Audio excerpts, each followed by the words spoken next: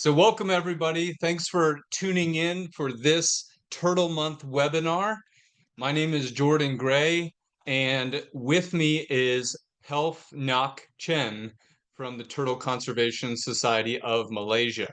Now we're going to wait just a couple minutes to allow all the attendees who registered to come in. So in this time, you might know some about Pelf. Her work has been shared all over the world. She's an inspiration to so many people, especially women, and is an advocate for women's empowerment. Um, so, if you know about Pelf, if you've seen her work, start thinking of questions already. Again, we're going to just give a couple minutes for participants to come in to the webinar, and um, and then we'll get started. So first, Pelf, how are you doing this morning? What do you mean morning? It's 10 p.m. Exactly. here. Right. Yeah, So I'm for everyone good watching, actually. Pelf Yeah, is it's 12 hours ahead of uh, us here on the East Coast of the United States. So it is 10:02 p.m. Where she is. So we're really happy to be able to have her on, and it's just so great to be able to be in a space like this to share our love of turtles, and for you, Pelf, to be able to share with the world your work there in Malaysia. yeah. Thank So you we'll very give it much, about, opportunity. absolutely. So yeah, we'll give it about one more minute. So 10:03, check your watches. We'll get started.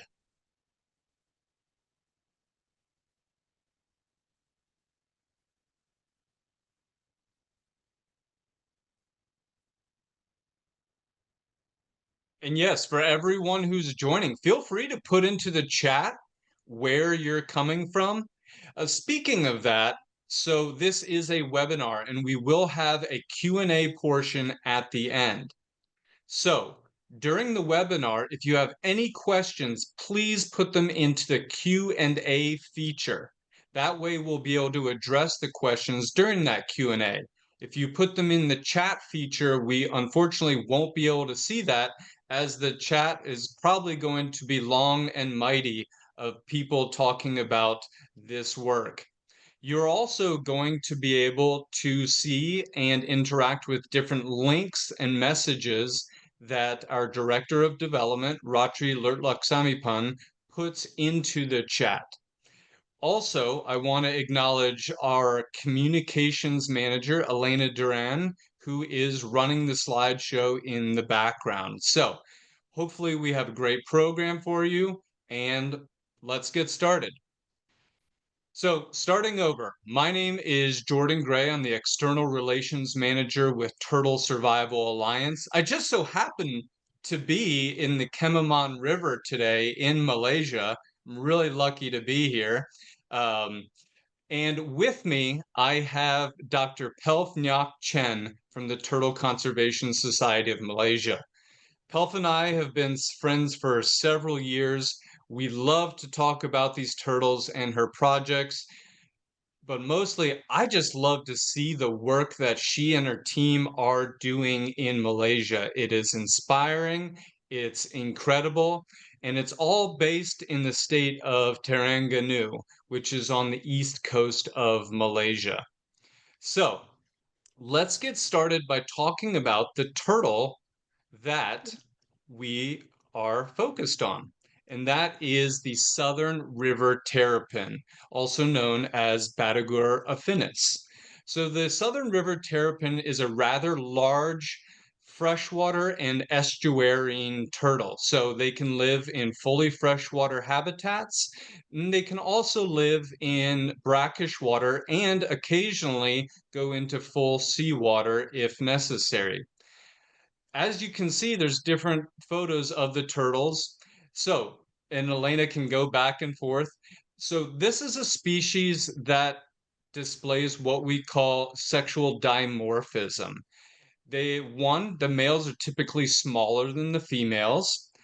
As you will see from this photo, the males also display what we are what we call sexual dichromatism. So that is where they have a very different color than the females. Especially during the breeding season, the males will be this really nice jet black color with the golden eyes, and the females are going to be this more muted brownish gray color. So once they are adults, they're very, very easy to separate. But on the next slide, as Elaine is going to show you, as hatchlings, they all look the same. They're this kind of greenish gray color. They're relatively large hatchlings for a turtle because they do come from large eggs, as I think Health can attest to. Now, this species, unfortunately, is regarded as critically endangered. And that is because they have experienced years of being harvested or over collected for subsistence meat collection, for collection for the food trades, in some cases, collection for the pet trade.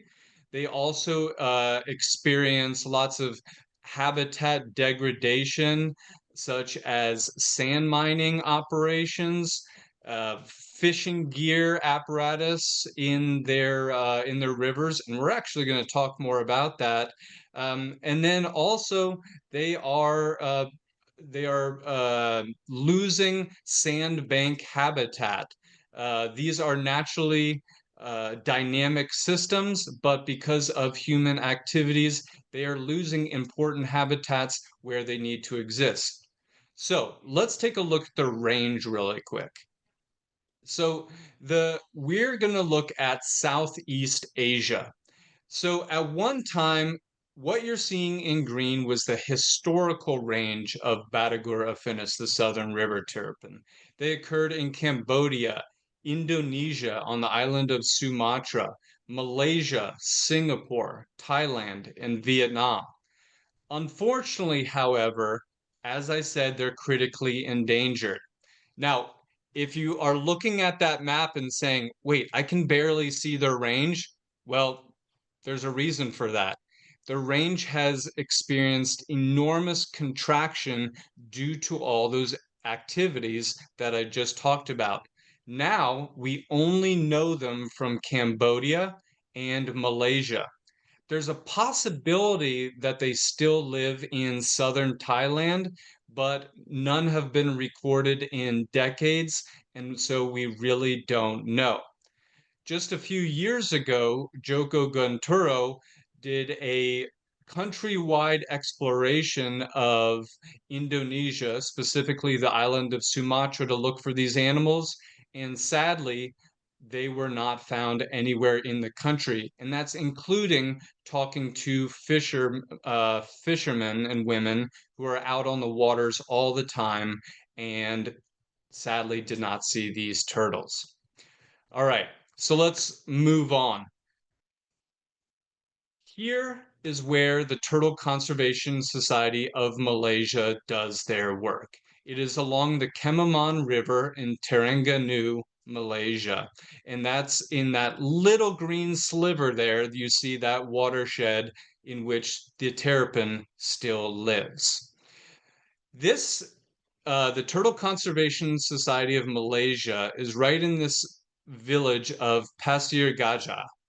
So, Pasir Gajah. I've never been there. I mean, wait a minute. No, I'm there right now. I'm in the Kemaman River, right? So disregard that. So Pasir Gajah, Pelf. Let's get to this. Let's start all the way at the beginning, okay? What first brought you here, and how did a conversation about collecting terrapin eggs turn into a full-fledged community conservation movement? Well, Jordan, let's start from the beginning means we're gonna do this for 15 years. Well, Hey, do you? Right, so I started but I did a statewide Terengganu statewide survey in 2010. So that's 15 years ago, to look for terrapins, to see which rivers they were present in, and I was surprised to find that they were actually found in the Kemaman River. And because they are rare and there were no existing conservation efforts at that time, so I decided to start one. And so as a young conservationist, I felt that since I found that the terrapins were found in the Kemaman River, but because there were no conservation efforts, I didn't know what to do. So I went back to textbooks and went back to internet, and I found that in many places, conservation projects begin with a small project, right? So that inspired me. So that was why I started working closely with the local community, and well, they then called themselves the Terrapin Guardians. They didn't begin calling themselves Terrapin Guardians. It was later on, but well, since then the project has grown into what you say a much bigger one. It includes a conservation program. It includes education. It includes an alternative livelihood projects for the local women in Kemaman. Thanks, Pelf. That's really great background.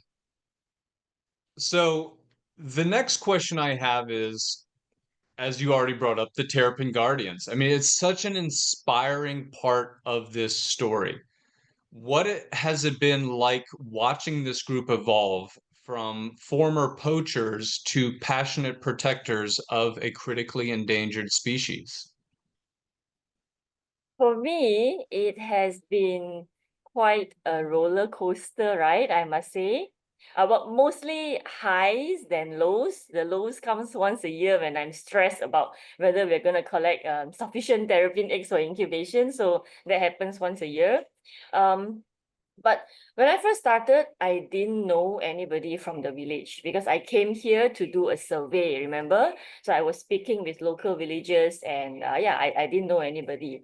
But I was introduced to a few fishermen, local villagers, and from there, things slowly developed. And one thing I remember quite clearly is that, Terengganu is a predominantly Muslim state. And this is a very traditional and conservative state. At one point, I was told by the Terrapin Guardians, the local guys, the men, that I needed to find an intern to work with me because they were not comfortable being seen with a woman on a nesting bank, terrapin nesting bank at night. So well, that unexpectedly made me begin looking for an intern or a volunteer to help me, and it opened the door for more people to get involved. Yeah, but watching these Terrapin Guardians grow in their roles and take pride in the work that they do, I am very proud of them. Yeah, it's incredible work, and as you can see from the slides, everyone watching, I mean, this is work at night on the river. This is it's hot. There's bugs. Let me ask you, Pelf, like, what are some of walk us through the experience of these Terrapin Guardians on the beach at night? Because I think everybody, they can see the pictures, but what does it feel like? It is fun for me. It is fun, but I don't get to do it often anymore. I have a very capable team, so I don't get to do this. I don't have to go to the riverbank every night anymore, but for a first timer, maybe you feel terrified of, like you said, the bugs, nighttime. Your eyes are not very adjusted yet to, seeing terrapins in total darkness. But sometimes the moonlight helps. So what happens is after dinner, we all go to the nesting banks, right? So when we started the project, we were protecting just one nesting bank. And after 15 years, right now, this year, we are protecting 5 nesting banks. So after dinner, we would go separately to these different nesting banks, and we would camp out on these banks. Our Terrapin Guardians will patrol the nesting banks. They will walk up, down to look for terrapins emerging from the river. And if they spot one, they would wait for her to lay her eggs. When she's done laying eggs, she might dig another nest to lay another, not clutch, to lay the remaining eggs. But if she's done laying eggs, she will begin covering her egg chamber, and she would attempt to go back to the river, right? Return to the river. So that's when the Terrapin Guardians will catch her and take her back to the campsite so that we could measure her. So we need to take her back to the campsite because we will switch on our headlamps. So we don't want to do that on the nesting bank and disturb the other female terrapins that could be on their way coming up. Yeah, and tomorrow morning, we will bring all these eggs back to a hatchery for incubation. All right, thanks for walking us through that. It's experience that most people don't get to have. You've Yeah. been lucky enough to have it. I've been lucky enough to have it. We both that experience of being out in the pitch dark with turtles nesting it's fantastic.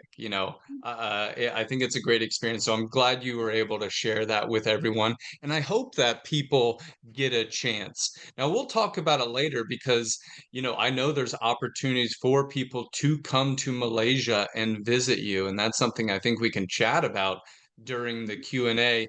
But I want to talk about the efforts from these Terrapin Guardians.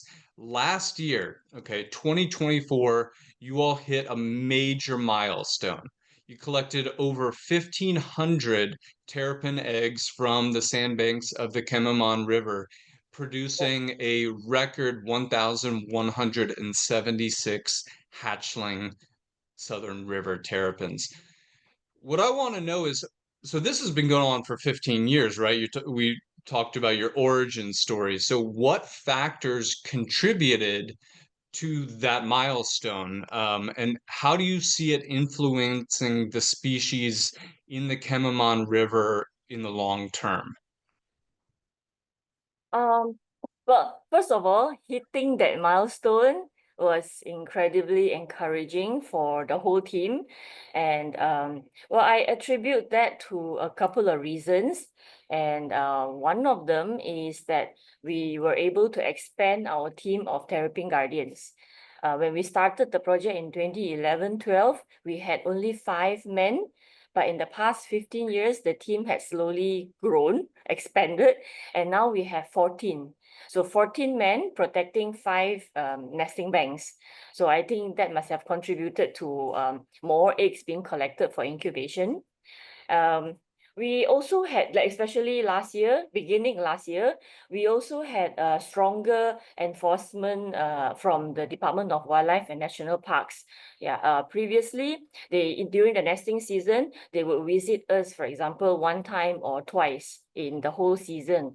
But last year, they came over quite frequently, and they are very present on the nesting bank, deter illegal egg collectors, as well as people who they want to collect the eggs, but as well as people who want to sabotage the nesting process, perhaps by shining lights or using the boat in the river to disturb the terrapins. Yeah, so the Department of Wildlife officers who were present more often during the nesting season definitely helped allowed us to collect more eggs for conservation. Yeah. Yeah. No, it's incredible. So, thinking about the impact. So year after year, you're sending waves of terrapins back out into the Kemimon River, and tell me a little bit about that, or tell us a little bit about that. You're talking about a species that the eggs were formerly collected.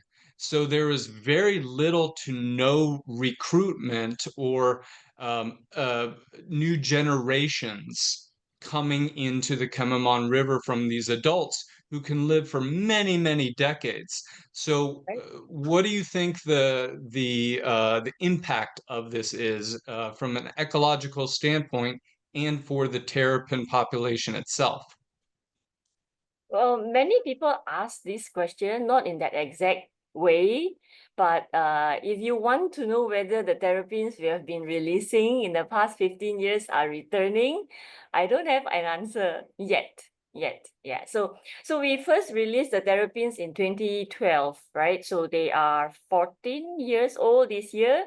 So I assume they're not matured yet because from a previous research, using mathematical models, their age to maturity is 22 years. That means they take 22 years to attain maturity before they return to lay eggs.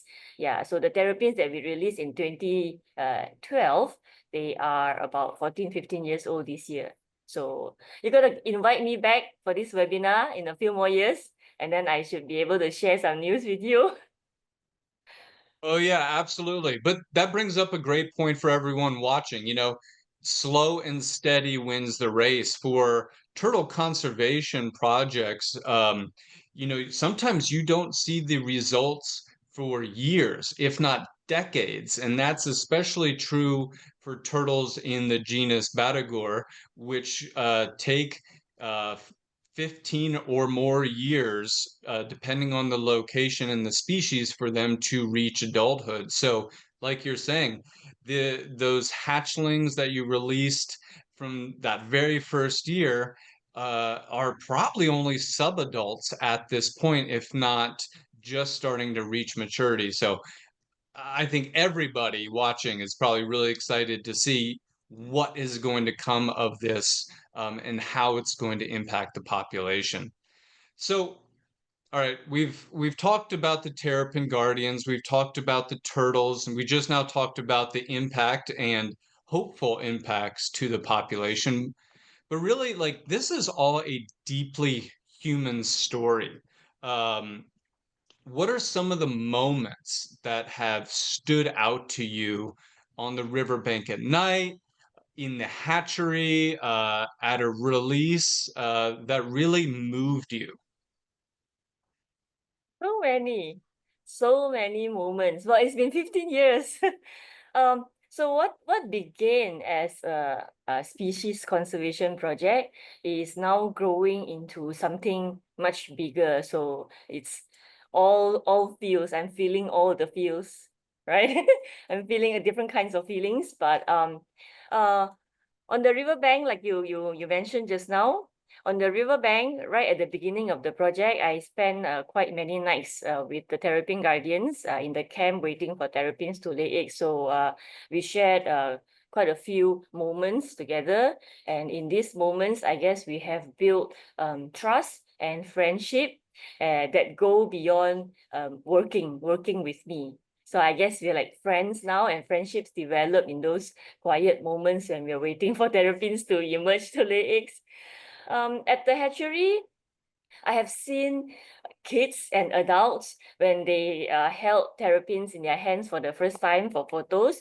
I have witnessed their smiles, their laughters, and I have seen even people older than myself. They did not know about freshwater turtles, because when we talk about turtles, everybody just automatically thought about sea turtles, right? So when we spend a little bit of time together and I share with them what I knew about freshwater turtles, I had grandmothers who came to me and say, I didn't know there were freshwater turtles. So you taught me something today. So yeah, all kinds of views. And also the Women Empowerment Program, the Women Empowerment Initiative that we started in 2019, right before COVID. That must be one of my proudest moments as well.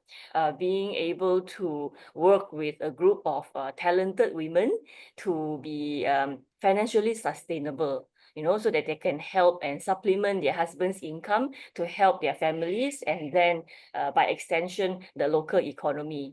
So yeah, so many moments. Yeah, over 15 years, I can only imagine. I mean, with such a great program that has just blossomed. Listen, if I was telling Pelp yesterday, for everyone watching, if you go on the internet, okay, go to a search engine, and type in Kemamon River, everything that comes up has to do with the Turtle Conservation of Society of Malaysia. Like, that is just how basically uh, interlinked it is with the Kemamon River. To have your program immediately associated with this river is, I mean, that's just a testament to all of the hard work that you and your team have done, and the community, whether that be, the community of Pasir Gajah, the community of Peninsular Malaysia, or the global community, just finding interest in this. So there's a slide that Elena has on here right now that I think is would be interesting for you to talk about, because Turtle Survival Alliance several years ago ran a campaign to help raise funds, and I want you, if you don't mind, to tell them about that and why, what they're seeing here with this slide. Yeah, okay. So years ago, was that 2021? I think that was 2021, right? Yeah, so 2021. yeah, so we on the east coast of Peninsular Malaysia, we experience the northeast monsoon every year, and typically at the end of the year we get a lot of rain, like way too much rain. And I think I remember it was 7th of January, 2021, and I woke up in the morning getting news like messages on my phone saying that the village was underwater, and this lady, she happened to live, her house happened to be on a lower lying area in the village. So after a few days of non-stop rain, her house got flooded first. So she had to evacuate to a school, a higher ground evacuation center. So then I posted some photos on Facebook to raise funds so that we could help not just Ika, this lady you see on your screen, but also some other women who were affected by the flood. So we were initially intending to raise some funds to purchase small electrical appliances, because this would usually be the last items you think about, right? Right, your rice cooker. You probably think about your phone first when you're evacuating to higher grounds, but your rice cooker, you probably don't care. But what happens after the flood water has receded, right? When you go back home, you see a lot of things being damaged, clothings, electrical appliances. So that was how TSA came in and gave us a substantial donation that we were able to distribute to not just Ika, but many other affected families. Yeah, so thank you very much for that. Yeah, I still remember that morning getting like the text from you. Okay. That's the thing about our conservation community. We're so tight. And especially you're talking about the moments that stick out. I still absolutely remember the morning of you getting a text from you, hey, everything's flooding, we need help. So I want to say for everyone watching, thank you so much to all of those supporters who donated to help the Turtle Conservation Society of Malaysia out during that time, during this flood event. Your support means everything. It's not just about the turtles. It's a deeply human story too. It's humans who are dedicating their lives to protecting these turtles. Yeah. All right, let's move on. So, we've talked about or said releasing the turtles, but we haven't really gotten into it. Like, Pelf, these are huge events. And for everyone watching, like, the way these events have grown is just so impressive. You're talking about hundreds of people every year coming to the sandbanks of the Kemaman during October to release the now juvenile turtles from that year's clutches. So tell us about those release events, because they just look so fantastic. And what are some takeaways from that? Well, the Terrapin release events, we have always released terrapins, right from the first year of the conservation project. But over time, previously we sometimes did it in September, sometimes we did it in March. So over time, I thought it would be nice to have like a dedicated date, like specified date that we would release these terrapins, so that people from anywhere, if they want to come and join the release event, they could make plans, right? So then an idea came to me, and then I say, why not just dedicate every first Saturday of October to be the annual Terrapin release day. So that's one thing. And if we just gather a few hundred people or invite a few hundred people to come to Kemama, and they could be coming from as far away as Kuala Lumpur, like 3-4 hours away, or Penang, like 7 hours away, we cannot just take everybody to the riverbank, release terrapins, and then say goodbye, right? So we needed to have more programs, and that was when we decided to host like a carnival. So during the carnivals, you would have coloring contests for kids, free ice cream. In one year, we invited a clown over. And then we also have activities for adults as well. For example, a cake decoration workshop, jewelry box decoration workshop. And then we have sports games for children and for adults. Lucky draw, that must be the main drive for people to stay until the end of the program, the lucky draws, as well as food trucks. Right, so together, the carnival and the release event, I'm hoping that this package would entice anybody who is thinking about coming to the release event to actually make plans to come join us. Yeah, and it's so great. I love seeing all the photos and again, for everyone watching, if you go to the Turtle Conservation Society of Malaysia's Facebook page, there's so many photos to look at. They promote the heck out of this event. It's again, it's just become a true event for people to look forward to, an event of really bringing awareness and education.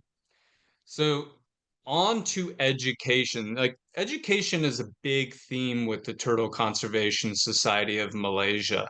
It's really central to your mission. So, you all developed the Turtles of Malaysia coloring book. How has Mhm. this book and your outreach to schools helped shift awareness toward freshwater turtles, which, as you said earlier, are often overlooked in Peninsular Malaysia? We're definitely reaching out to more students now. Well, my team does. I don't get to do it anymore. My team reaches out to more students these days. But I'm very proud of them. That means that they are capable of delivering our education modules independently. So yeah, the coloring books. I co-authored the coloring book with a friend in conservation, and it has been a fantastic tool. What the original idea was an educational tool for kids to learn about freshwater turtles in Malaysia. And we wanted it to be available to all kids. So we made it in the two main languages that we use in Malaysia. So the book is actually bilingual. And it has coloring pages, so you can color the turtles in, or you could doodle, Zen doodle, you could paint, or you could just color. So I talked about this earlier, where sea turtles always get all the attention, but freshwater turtles usually get sidelined. So the other intention of publishing this coloring book is to highlight freshwater turtles as well as to increase their visibility. So that's why you don't see sea turtles in that book, because once like we put a leatherback turtle in there, no, you don't see anything else but the leatherback turtles. Same, yeah, but it happens to me too. So we wanted to highlight the freshwater turtles. So that was what we tried to do with this book. Other turtle conservation organizations in Malaysia have also purchased the books for their own use, for their events, for kids to color in at an activity, and also to encourage kids to learn about the diversity of turtles in Malaysia. So far, I think we have sold and distributed about 5,000 copies of the books. Yeah. So freshwater turtles may still be overlooked in the wider conversation, because it takes a lot of time to change these things. But I think in the classrooms that we visit, I think that's starting to change. Yeah, I mean, what a great way for people to learn, for people to engage. I mean, who doesn't love coloring? I still love coloring. So, I personally, I hope you bring me one of these books. Um, so is there a way for people, let's say, who are outside of Malaysia to get one of these books? Yeah, definitely. We ship to the US too. I think we ship, well, we don't do the shipping, but DHL does. So yeah, we ship worldwide. Yeah, so if you would like to get a copy of the book or any other items in our web store, yeah, please do so. All right. So you've already talked about the women's empowerment some, but this is such an amazing story. And I know, from the get-go, way back when,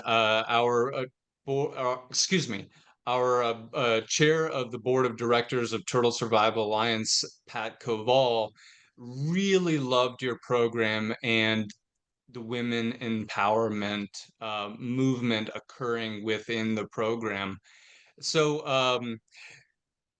can you share how this initiative has impacted the women involved and why it's so important to your work? Uh, Well, the women tailors said this themselves. They said that the sewing program has changed their lives. So well, that's something I never forget about hearing, because it reminds me time and again that this work matters beyond conservation, right? Well, I know when we sell these turtle batik items, we are actually also spreading conservation awareness. If you wear a bag, or if you wear a hairband, when your friends ask you about it, it becomes a conversation starter, right? So that is very big to us, and in the things that the items that we develop. And but the ladies, they are also able to earn a consistent income when they are a part of this sewing group. And the flexibility that the program gives them is also crucial, because some of them are caregivers. Some of them have really young kids that they cannot leave at home and then go to work at an office, right? So this sewing program allows them to work from home, as well as care for families, their family members, as well as wash and cook and everything else. So they appreciated the freedom of being able to be a part of this. So many of them are now able to supplement their husband's income, because in a village like Pasir Gajah, where job opportunities are quite limited, the extra income has lifted some financial pressures of these families. So yeah, besides being able to upgrade their lives, I think the ladies also take pride in the items that they make, because especially during COVID, we made 10,000 fabric face masks, right? And we even fulfilled an order where we shipped 500 masks directly to France. So I always make it a point to let them know, especially if somebody from outside Malaysia places an order for the items that they make, because I want them to feel like, you know what, whatever you're making is good enough. It is very good. Why? How do I know? Because other people are buying, right? So yeah, that's it too. And I guess the ladies, by working together, they are also more close knit now.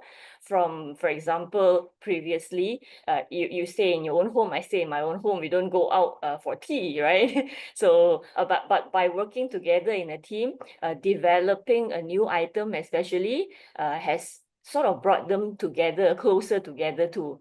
Yeah, so it's everything that the Terrapins are giving us, not just for our own viewing pleasure. And what's great is if those watching go to the Turtle Conservation Society of Malaysia's website, like they can see all of the different types of merchandise that are created out of these, such as you see there. And there's more. It's so cool to see the assortment of different types of merchandise that's available. So I want to interject a minute because you said, shipping to Paris. Well, you were also able to bring them to a really neat event that occurred last year. So every about 4 years, the World Congress of Herpetology takes place. And in 2024, it took place in Borneo, Malaysia. So this was a great opportunity to bring together a session that focused solely on conservation initiatives for Asian and Australasian turtles. And if you can probably find Pelf in that picture over there, she's wearing the red shirt, giving the peace sign. So this was, I think, Pelf, you can tell us really quickly, but this is such a cool opportunity to bring so many that have programs much like yourselves. I know you're friends with many of them. You know, it's a small world we're in, this world of turtle conservation. But just tell us quickly about that experience at the World Congress. So when I attended one of the earlier World Congress of Herpetology, the one in Vancouver in 2012. And it was very overwhelming for me at that time. And I sort of told myself, you know what? I don't want to go to another World Congress of Herpetology. There were so many people, so many people, right? And I didn't get to meet the same person twice, because there were just so many people, so many posters. I cannot possibly read everything. I cannot possibly attend all the sessions. And of course, there were also many others who were working on salamanders. We don't have salamanders in Malaysia, right? On crocodiles, on snakes. So those are not exactly my favorite type of animals. So then I said, nah, no, not going to another World Congress of Herpetology. And then you know what? They happened to host it in Malaysia. So then I said, no, we have to go to this one. So see how quickly I changed? I said, we have to go to this one. And we were able to secure a sponsorship from a local company here to bring the whole team over. So yeah, so I'm pretty glad that my team got to experience a large scale conservation conference as well. But yeah, like you said, the circle is not too big, but because it was a big conference, we actually didn't bump into each other a second or a third time or during meals. Yeah. So we got a booth, a trade booth, a table. So we were able to sell merchandise, the batik merchandise, and very happy that many of the conference participants attended. They actually checked out our booth and purchased something. So thank you very much again.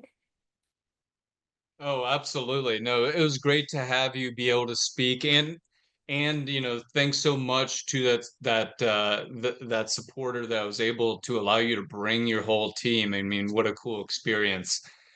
All right, so we do have to move on because of time. So um we focused on all these other work, the women's empowerment, the hatchery, the Terrapin Guardians. Well, there's more to it because, if for all those watching, if you just release animals out into a habitat without addressing the threats that are there, then you're still putting them in danger. It's only really what we call like halfway conservation. So what I love about Turtle Conservation Society of Malaysia is that during the year, you all do so much work to remove threats to the terrapins, not just the adults living there, but of course, all of those generations of hatchlings, and which are now many are juveniles and subadults that are in the river. Um, Last year, I mean, you removed 1,200 pounds of discarded fishing gear. How has this cleanup effort improved the river habitat for the terrapins and other wildlife? And have you been able to upcycle or recycle any of the materials that are gathered? Uh, Yeah, so we used to talk about how terrapins were getting entangled in fishing gear. It is not new, right? I think most freshwater turtle conservation projects encounter this problem. And we have seen it with our own eyes too. A few years ago, well, not my eyes. Again, I don't get to do this anymore. A few years ago, my husband, Dylan, he and a few Terrapin Guardians went on a routine river survey and found this male river terrapin that was caught in a fishing hook, and it was a huge fishing hook. So luckily he was there, right? Luckily they were doing this river patrol. Otherwise they would not have seen these male terrapins, and we don't see male terrapins, so that was really rare. So that moment hit us hard, and so that was when I realized that we needed to do something about it, about the fishing gear in the river.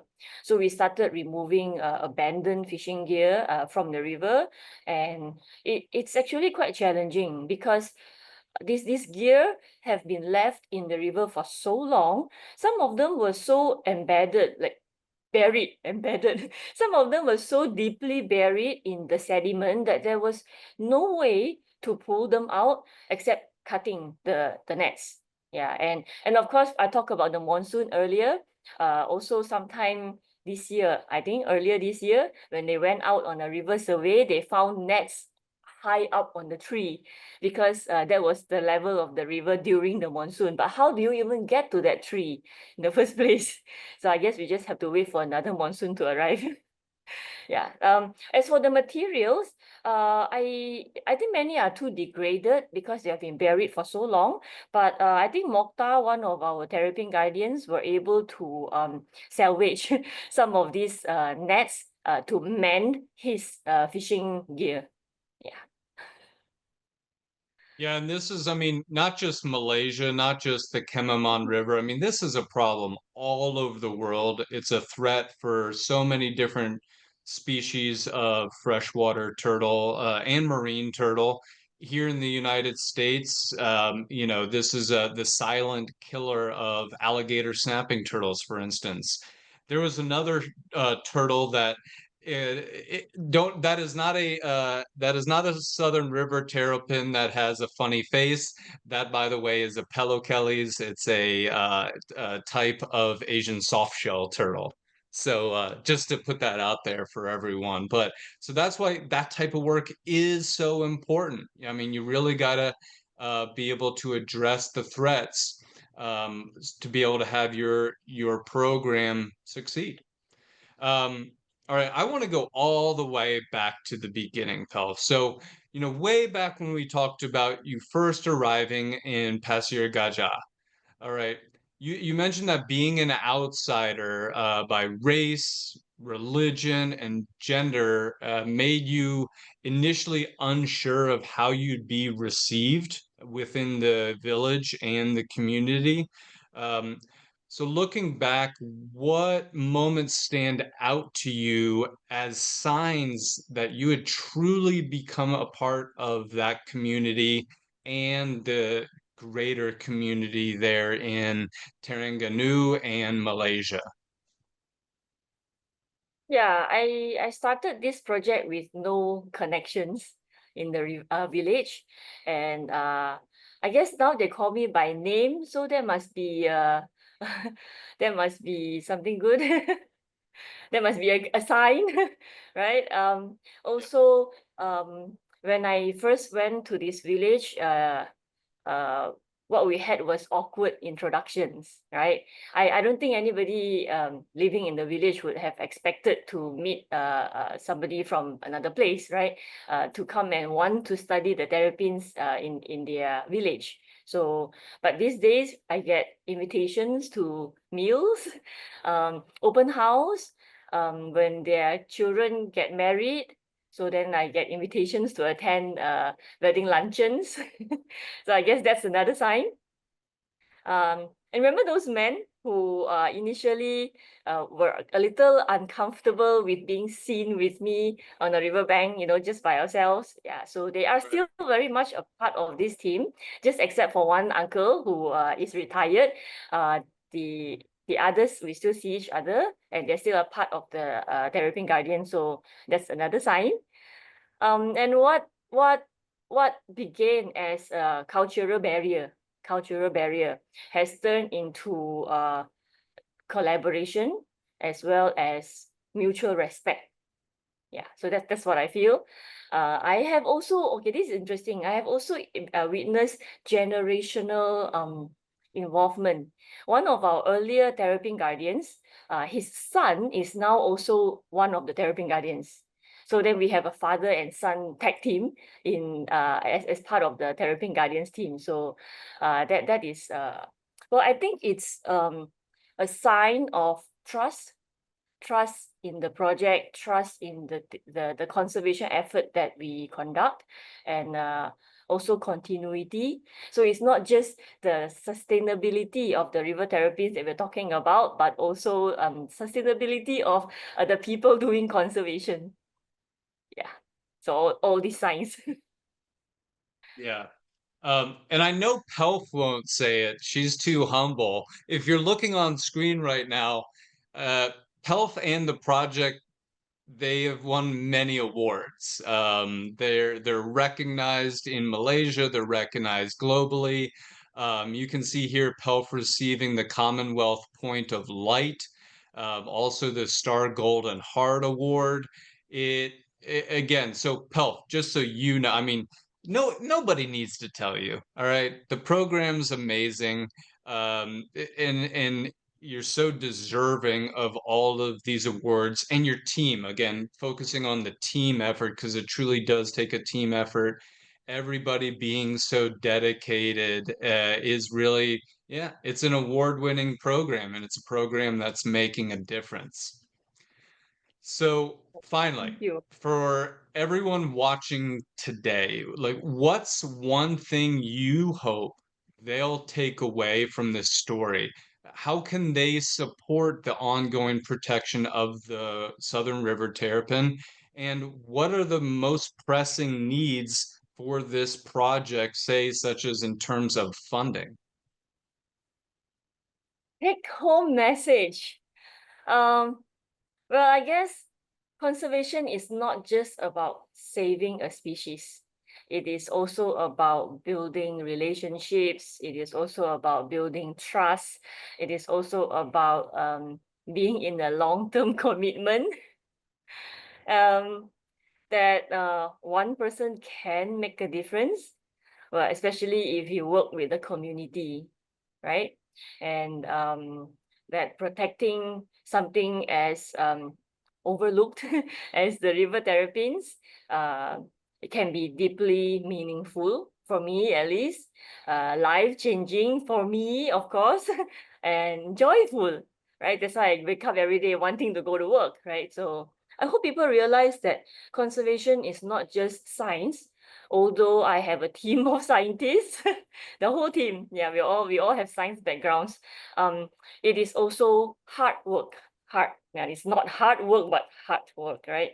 It's sometimes messy, sometimes personal, most of the times challenging, but it is absolutely worth it. Yeah. And And in terms of, yeah.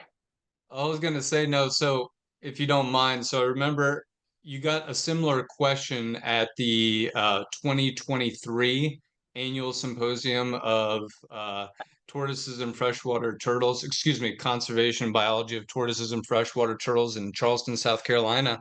And you had a chance to address basically the whole Congress, and the key takeaway there, um, you know, I remember you became rather emotional, and I'm not saying that to call you out. It speaks.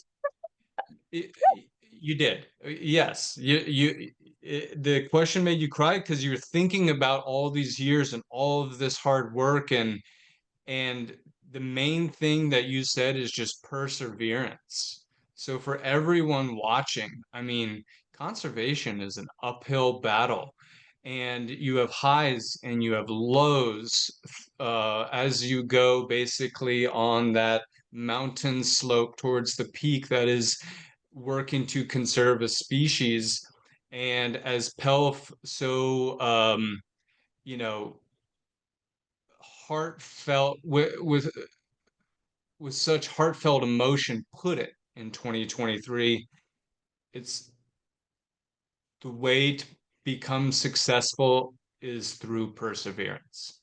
So that being needed, health, I'm going to just jump straight to the point. To persevere, like, what do you need in terms of support? You know, how can say people donating through the Turtle Survival Alliance towards your project's help. What do you need? What are the things that you need? Right now, this webinar is occurring during our Turtle Month. It's an annual celebration from Earth Day to World Turtle Day on May 23rd. Yeah. How can people help you? Let us know. Don't be humble. All right. I know you are, but this is your chance to say what types of needs you need. Yes, well, first of all, good news first. We collected 1,500 eggs last year, and we collected 1,800 eggs this year, right? So, yeah, so that's the good news. The bad news is that we need to upgrade our facilities because the hatchery that was built that we are currently using, they the hatchery was built in 2016, right? And at that time we had about 500-600 eggs per year, so it was good enough, it was sufficient. But now we are incubating triple the number of eggs, and the hatchery remains the same size, so it doesn't make sense, right? Yeah, so I guess our next step forward would be to raise funds to enlarge the hatchery as well as a head starting pond. Right now, we have a head starting pond for all the terrapins, which is obviously not enough because we never had 1,178, 76 hatchlings in a year. That was what we had last year. So yeah, we definitely need a bigger pond. And well, many local women who work from home, they depend on the Women Empowerment Initiative for income to sustain their families. So any funding that we are able to secure can help support in terms of purchasing raw materials, fabric, skill development workshops, so they can upskill and build their own capacity, so they can sew more different items. And we have actually begun looking at scaling this community empowerment program to other villages as well, because I'm pretty sure talented women who can sew, they don't just live in Pasir Gajah, they are elsewhere too, right? And so we want to reach out to these women. If we are able to help, we want to help, but at the same time you're also getting turtle batik items for sale, right? So win-win-win, right? And a win for terrapins as well. Yeah, so these are the things that I can think of now. Yeah, and well, that's the thing about with a webinar. We have a finite amount of time, but I know your email is always there and ready. So you all can see it on the screen, and I know Ratri will be putting it in the chat. If you'd like to reach out to Pelf about how you can support, if you'd like to reach out to Turtle Survival Alliance, info@turtlesurvival.org. If you'd like to go directly through me, Jordan Gray, that's fine as well. And I know Ratri is also putting in a link in the chat about being able to donate. And if you'd like to speak, say, with Ratri directly about how you can ensure that the donation goes towards the Turtle Conservation Society and their needs, please do so. All right, Pelf, this has been fun. All right. A lot of times though, the Q&A, that's even more fun. All right. So I think it's time. Let's get to the Q&A. So Ratri has been there. I'm sure there's lots of stuff going on in the chat. Let's take a look at the Q&A, and I'm going to read these aloud for you. Some of them may have already been answered, but I'm going to check through these. All right. Yeah, no, this is great from Douglas Trainer, who I know well. Do you still encounter poachers along the sandbanks? And if so, what can be done? We do. In fact, they are poachers from that very same village. Just like in the whole country, right? You don't have everybody agreeing with you all the time, right? So I'm not running a country, it's just a conservation project. But yeah, there are still local villagers who would go on the nesting banks to collect eggs for their own consumption. And in a setting like this, there really isn't anything we could do because as a non-profit organization, we don't have enforcement powers. right? We could only encourage them like slowly, or advise them to not take eggs for their own consumption, but to surrender the eggs to us for conservation. But many times they would insist. So that's why in times like this, during times like this, it's very, very helpful to have the wildlife department officers on the ground. They can do enforcement, we can't. Okay, excellent. Next from Tom Tuckwood. So he first Tom says, from Venture Force, I know Pelf, we've always been impressed with the enthusiasm of you and your staff. Thank you. Do you see this project spreading to more than just this one river? And I think this is a great opportunity to talk about, we showed that map of the range contraction, and now Southern River terrapins only live in a handful of different watersheds in peninsular Malaysia now.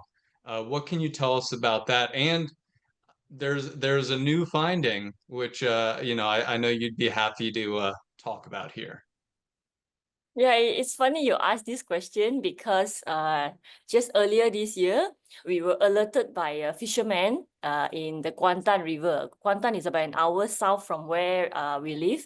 So well, a little bit of backstory. He's a fisherman, and sometime last year, he fished a river terrapin out from the river. And of course, the short video clip went onto TikTok. One of our Terrapin Guardians contacted him, and then as a result of that communication, we managed to get him to help us, to contact us whenever he sees terrapin tracks on the nesting bank. So that was what he did. In February, he contacted us one time. The Terrapin Guardians went down to collect 26 eggs. And then one more time in March, he contacted us again. He said, oh, I saw some tracks on the riverbank. So we went down again and collected 15 eggs. So it was a total of 41 eggs. So it is not intentional, but I think we are expanding to the Kuantan River. We are just hoping that the population there is able to hang on for a little longer before we get there. Okay, excellent. So Doug Trainer asks another question. Is there a trade-off for local people who subside on the turtle eggs and meat work to accept alternatives? And I know you've addressed this some, but can you go maybe just a little more in depth on that? Yeah, so we don't ask people to surrender the eggs, to give us the eggs that they collect. We actually give them a compensation too, and we don't want to put it as though we are buying the eggs from them, because it's actually illegal to do that. So what we are doing is we are giving them an incentive for working late nights, and for each egg that they surrender to conservation, we pay them 6 ringgit, $1.50 each. Right. And in addition to that, we also pay them an allowance for working 2 months, because the nesting season is only 2 months long. So yeah, our Terrapin Guardians receive some form of compensation for the work, because nobody should work for free. And we're not taking advantage of anybody by asking them to give us whatever eggs he has collected. Yeah. So yeah, but some people they just want to eat the eggs. So yeah, we're already trying what we can, the best that we can. Yeah, I mean you're doing so much work, and it's all about, yeah, I mean it's just changing, culture change takes time. We're already seeing that, right? And so I think eventually you're going to get to the point where people, because of your efforts, they wouldn't even equate, terrapin eggs with something that, say, you drink or you eat, because it's now part of the culture that, no, this is an animal that we protect. Yeah. Um, so you said something about long nights, which is a great segue to the next question. Uh, do you monitor the terrapins all night long during the nesting season? What time do the turtles usually come up to the sandbanks to lay eggs? And does the same turtle come up to the same sandbank to lay eggs again that season or the next season? Yes, yes. So We monitor the terrapins all night long. Yes, that's why we need many terrapin guardians, volunteers, even the team. They all go down to the riverbanks because sometimes you want to catch a shut eye, right? So yeah, sometimes the terrapins are quick too. After they are done laying eggs, they very quickly go back to the river, so we are unable to catch them. But most times we got them. They usually emerge to lay eggs around between 10 p.m. and 2 a.m. So our rule of thumb, general rule of thumb is that if we don't see any terrapins by 2 a.m., then they are not likely emerge that same night. Yeah, so that's from years of data collection. Yes, the terrapins, if they come back up, if they emerge to lay eggs this year, they will emerge to lay eggs. They will come back to lay eggs next year. So they are unlike sea turtles. Sea turtles cannot lay eggs. Well, most sea turtles, they don't lay eggs every year. They lay eggs every 2 to 3 years, but the terrapins can. Yeah, so we microchip them.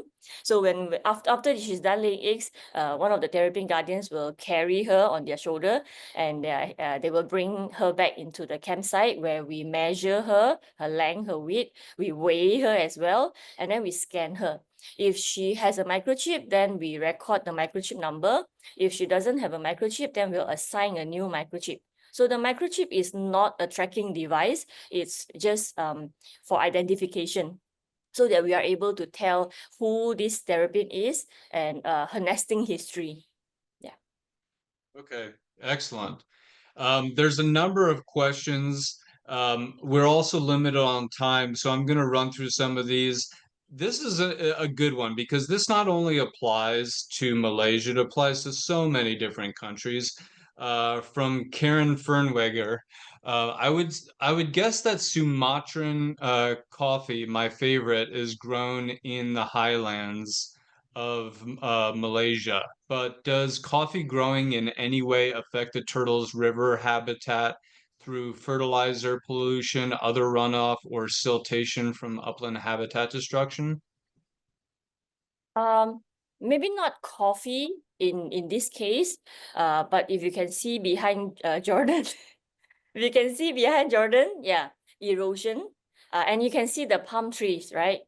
So the monsoon brings about the annual flooding as well. And each time it happens, the siltation, erosion happens. So when erosion happens, somebody's property becomes smaller and smaller, right? And then you have these palm trees falling into the river. And so that's one. Logging upstream is also another cause. Each time after a heavy rain, if the water that comes down is brown in color, so that's just silt, right? So that's just sediment. So that means logging is happening upstream. So yeah, not coffee, but oil palm plantations. We do not know whether the oil palm, the planting of the oil palm plantation is affecting the river terrapins. We do not know. We have not done such research. Right from the beginning of this conservation project, our priority was in returning a maximum number of hatchlings. The more we can release back into the river, the better, because they were already declining when we came to this village. So that has been the focus in the past 15 years. Okay. Next, I'm going to kind of combine questions here as they're along the same track from our good friend Peter Paul Van Dyke and from Timothy Stewart. How old are the terrapins when you release them? Are they all kept and head started until early October, or do some get released immediately after hatching? So that really kind of is synonymous with Tim's question of, is there an ideal age, size, time of year for hatchling release? We have always released them in recent years. At least we have always released them at the end of the year for a couple of practical reasons. For example, we we have one head starting pond, right? And we have this X number of terrapins and they will grow bigger. So we want to release them into the river before they get too overcrowded in the pond, because when overcrowding happens, then diseases happen too. So that's one, because we don't have a bigger or more ponds, so we have to release them. And so we do not release them immediately after upon hatching, because we want to microchip them. So when the hatching season is over, when they're all done hatching, we will be able to have a final number of how many hatchlings we have. Then we order the microchips. Then the microchips arrive. Like last year, because we had more than 1,000 hatchlings, that took us a long time to microchip. So yeah, all these things happening at the same time. So that's why we do not release them immediately. But if you feel we should, then we will look into that, to immediately release them, and some of them, and the others after we have raised them for a few months. I have no doubt that Peter Paul would love to email you and talk about you more, talk about the Mm, subject more. yeah, So those are, yeah. yeah, those are great questions from Peter Paul and Timothy. So there Mm, is a comment here from Amir Vertzutier. Excuse me if I got that pronunciation wrong. Is TSC open for any collaboration, even with a tiny organization? I think for Amir and anyone else wondering that, I think that's a great opportunity to email Pelf, as so that you all can connect directly and she can answer it on a case by case basis. But it's a great question. Um, Let me see. Oh, this is a good one. Is uh, for the current Western Malay River Terrapin, um, in Kedah and Perak, um, is there any program currently running? So I want to, by the way, for everybody watching, so we're talking about the species Batagur affinis. But Batagur affinis is split into two different subspecies. So on the western side of the peninsula, you have the West Malay River Terrapin, and on the eastern side of the peninsula and in Cambodia, you have the East Malay River Terrapin, which is Batagur affinis Edward Moley, while the one on the west is Batagur affinis. So I just wanted to throw that out there for everybody watching so that they kind of understand more into the question. So go ahead, Pelf. yeah.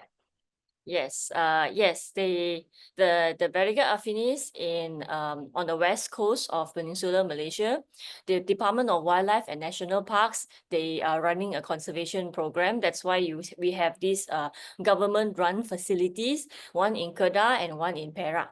There's another one in Terengganu too. So these are the three states that the terrapins were found to be present in from the 1960s. So these government-run facilities were established from as early as 1965, 67. Yeah, so the conservation program is ongoing. Yeah. Okay. Let me see. We have time for one more question, so I'm just going to look through really quickly here to see if there's anything that hasn't been addressed during the webinar itself. Um, well, I like this question from Doug Trainer, and I know he has asked a couple questions, but there's so much focus on marine turtles, whether it be in Peninsular Malaysia, here in the United States, in India, South Africa, Australia, you name it. There's so much focus on marine turtles. But there's also areas of integration. Here in the United States, people who work with marine turtles in many cases also work with diamondback terrapins, Malaclemys terrapin. They're a great kind of segue into the tortoise and freshwater turtle community. Um, for those in South and Southeast Asia, the genus Batagur, the roofed and river terrapins are also kind of an analogous segue to marine turtles because, for instance, you have Batagur affinis that we've been talking about, the Southern River Terrapin, which will go into these estuarine environments. You have painted terrapins, Batagur borneoensis, who commonly nests on beaches that are also nested upon by marine turtles. Same thing historically went for the Northern River Terrapin, Batagur basca. All of that to say, Douglas asked, would the green turtle rescue team at the Rimbundahan Turtle Hatchery be a good resource to tap into with regard to collaboration? Because you talk about the need for facility expansion. Now, I know we're also, this brings up other things as far as um, ensuring that you don't have any uh, pathogen transmission between these marine turtles that are, raised here and your Batagur affinis, et cetera, et cetera.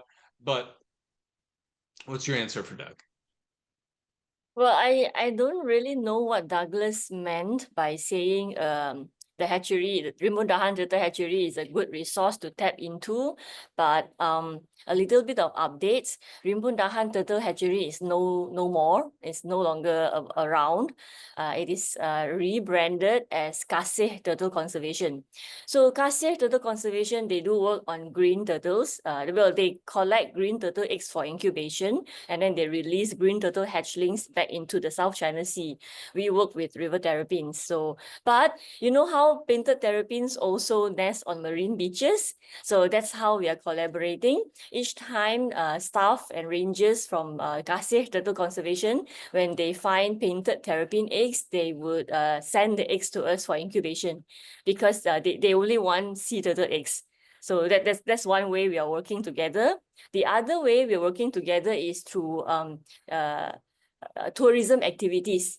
So whenever we have guests who want to come and visit our center to learn about freshwater turtles, we also have this option of taking these same guests to Kasih Turtle Conservation to also learn about sea turtles. So we have this tourism project where we are able to cross promote our conservation activities. Yeah, so yes, we are working with them. That's great. No, I love ending the note on collaboration. It's the overarching theme in conservation. People working with, say, to save one habitat, people working for turtles, working with those for birds and primates and elephants, whatever it is, so many people. And the same goes for even in our own global turtle community, those in the marine turtle world working together with those in the tortoise and freshwater turtle world, when and where those possibilities can occur. It's a great thing to end this on. Um, I want to say thank you to everybody who has joined this webinar, all of the great questions. Again, if you have more questions, please feel free to reach out directly to Pelf, myself, or info@turtlesurvival.org, which is our general email. We would love to field your questions. I know Pelf feels all the love from everybody today watching. Um, we will have this webinar available as a recording for you to watch on YouTube, and we will send an email out with the link to that when it is available, in case anyone there is wondering or missed the webinar and wants to check it out. Again, as a last note, turtle conservation, it is focused on the turtles. Uh, it occurs because of dedicated people, but we have to make these programs work somehow. And I want to again remind you, it is Turtle Month for Turtle Survival Alliance and our partner organizations such as the Turtle Conservation Society of Malaysia. So please, if you'd like to make a donation towards these or other efforts, We would be, so thankful for you to do so. Or even better, you can become a recurring donor so that there is always a recurring support from you for these projects. Again, we thank you so much. Pelf, thanks so much for joining me. I know it's now late for you. It's now 11:20 p.m. for Pelf, so I'll bet she's ready to go to bed. So Pelf, thank you very much. If you have a last note, feel free. Otherwise, you know, turtle power, turtle on. Have a turtly great day. Yes.